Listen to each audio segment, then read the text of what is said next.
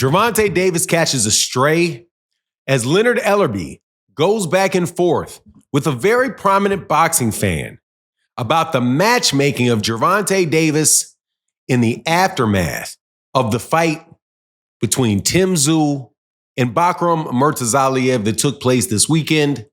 Very interesting conversation. Let's talk about that in this video.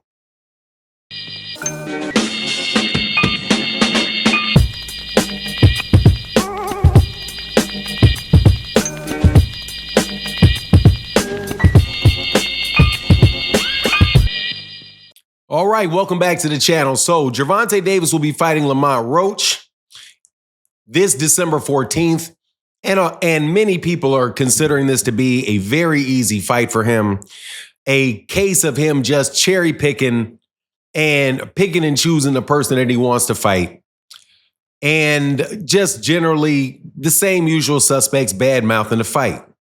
Well, there was another fight that took place this weekend between Tim Tszyu and Bakram Murtazaliev, which should have demonstrated for people that you shouldn't underestimate anybody in a fight.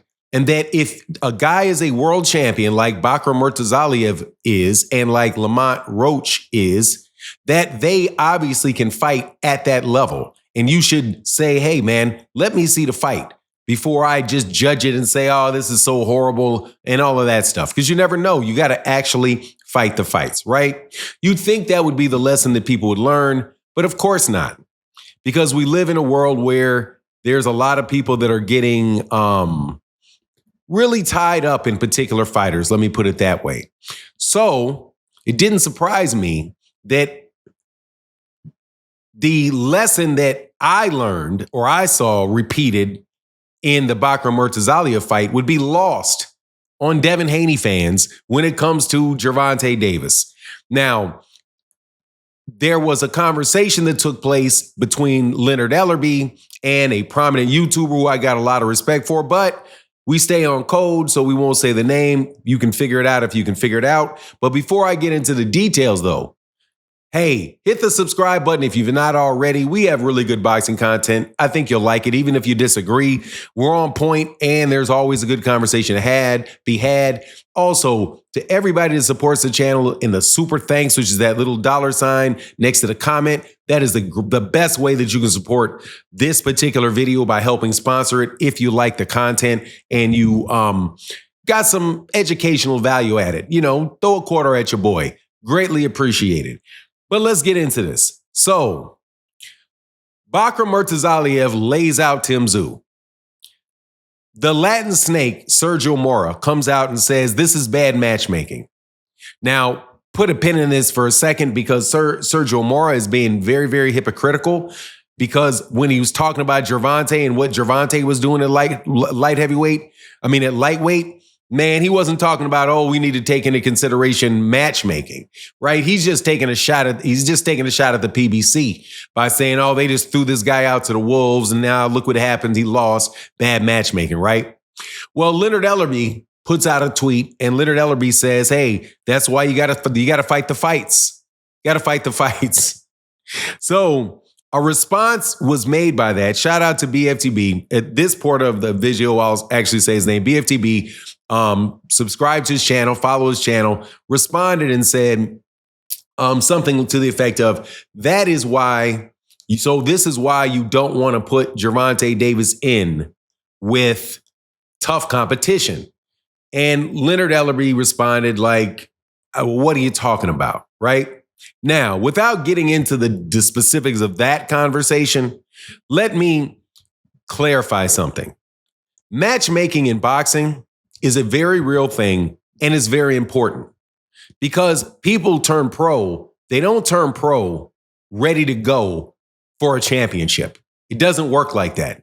When a fighter is 18, turns pro at 18, 19 years old, they have to train and become a professional boxer by being set up into a series of experiences that help round them into a complete fighter. At the point at which they are a complete fighter, then they go off and fight championships and do all of those different things. However, to make sure somebody has the proper experiences and that they have the proper level of competition, depending on where their development is very, very important. Very important for the fighter, the development of the fighter.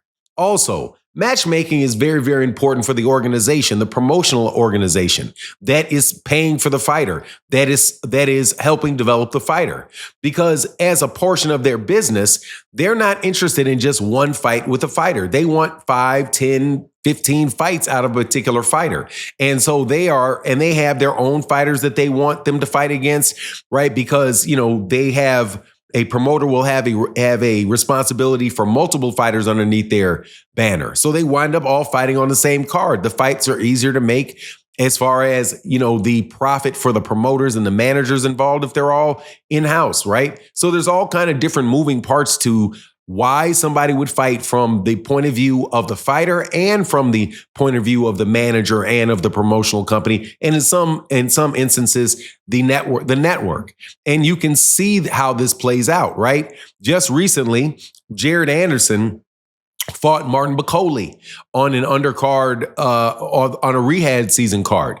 Bob Arum gave an interview about it and said, look, first of all, he said that wasn't even matchmaking problem. We wouldn't have done the fight. He wasn't ready for Martin Bacoli. Martin Bacoli was a big, tenacious puncher, throws a lot of shots coming forward at you, right? And our matchmakers knew that was a bad matchup for Martin, for Jared Anderson. And this is what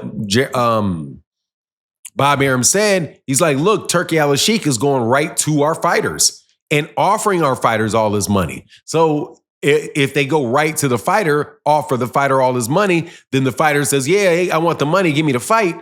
Hey, man, these guys can make decisions that are really, really bad for their career because we know that they're not ready for the particular fight that Turki Al-Sheikh is putting them in there for, right? So this is all very, very valid matchmaking and development of fighters from somebody that is a young fighter to somebody that's a champion. Muhammad Ali was not the same guy when in 1961 as he was in 1963, or as he was in 1967, or as he was in 1973. Right? You have to prepare these people, see these people in different situations, right? And Martin Bacoli was just too much for him. But now Jared Anderson's career is what? Over one payday. So these things are real important things in the sport of boxing, matchmaking. Now, to conflate that with what's going on with Gervonta, right? Where Gervonta is saying, look, he wasn't trying to fight Lamont Roach. That was Gervonta Davis's fourth option that we know of. The first one was Lomachenko. Shakur Stevenson didn't work out. Pitbull Cruz had lost, and now he's rematching with Rayo Valenzuela. This is a situation, not necessarily a matchmaking situation with Gervonta. It's a situation with Gervonta and Lamont Roach. It's more of a situation of, hey, man, I've got to stay active, which is something else you have to do in order to stay sharp and satisfy your contract that you have with Amazon if you're Gervonta. So look, man, the whole conversation to me is like, look, you're danged if you do, danged if you don't. If you're Gervonta or if you're you're the PBC with certain people, because you can always look and say, well, is that the reason you didn't do this fight? Why didn't Gervonta Davis fight Gary Russell Jr.? Why didn't Gervonta Davis send an offer to 15 other people? Man, all of that stuff is fine and dandy for like banter back and forth. But the fact of the matter is, these fighters and these organizations have to do things that are profitable for them and work for the fighter at the particular moment that they're making the fight. Okay, so if they want to fight somebody in December, they are confined by the realities of the other promoters, the timing and the availability of other fighters. And if they have the ability to fight somebody that is a world champion and somebody that allows you to stay active and allows you to stay sharp for the big fighters, maybe your number one or number two option, I'm all for it, man. But, they just criticize no matter what is getting old, man. That type of stuff is just getting old. But anyway, that's my take on the matter. Please let me know what you think in the comment section. I don't think that there's any reason in the world to think that Gervonta Davis has been cherry picking and match made into some type of illusion of a fighter. No, bro, that's not the case. And Lamont Roach is a fight that is a good fight because it's a world champion.